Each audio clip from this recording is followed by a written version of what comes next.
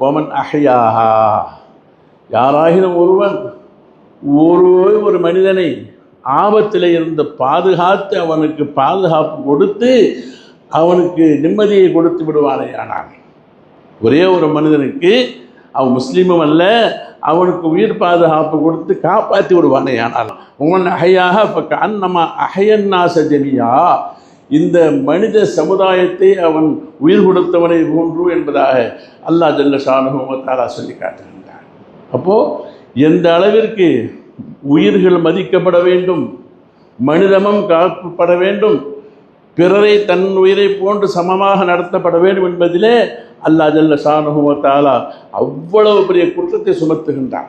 நாயகம் பெருமானார் ஸல்லல்லாஹு அலைஹி வஸல்லம் சொன்னாங்க, லா துக்தலு நஃப்ஸுன் லுல்மன் இல்லா கான அலா இப்னி ஆதமல் அவ்வல கிஃப்லும் மின்ஹா. ஆதம் அலைஹிஸ்ஸலாத்து வஸ்ஸலாம் அவர்களுடைய பிள்ளைகளில் 2 பேர் அடிக்கடி பயானில் கேட்போம் நம்ம. ஹாபில் காபில் 2 பேர் இருந்தாங்க.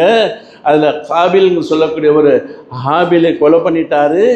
அப்போது உலகத்தில் எங்காவது கியாமத் நாள் வரையிலே அநியாயமாக ஒரு உயிர் கொல்லப்படுமையானால் அந்த பாவத்தில் ஒரு பங்கு அந்த முதல் மனிதன் காபிலுக்கு சென்று சேரும் என்பதாக நாயகம் பெருமானார் ஸல்லல்லாஹு சொன்னாங்க.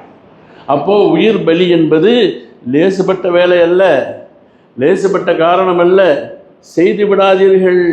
நீங்கள் உண்மை மோமின்களாக இருந்தால் உங்களால் எந்த உயிருக்கும் எந்த ஒரு கஷ்டமும் வந்துவிடக்கூடாது, எந்த ஃபசாதும் வந்துவிடக்கூடாது என்பதனை அல்லாஹ் ஜல்ல ஷானுஹு வ தஆலா அந்த மாயிதா சூராவினுடைய 32வது வசனத்தில் சொல்லி காட்டுவான்.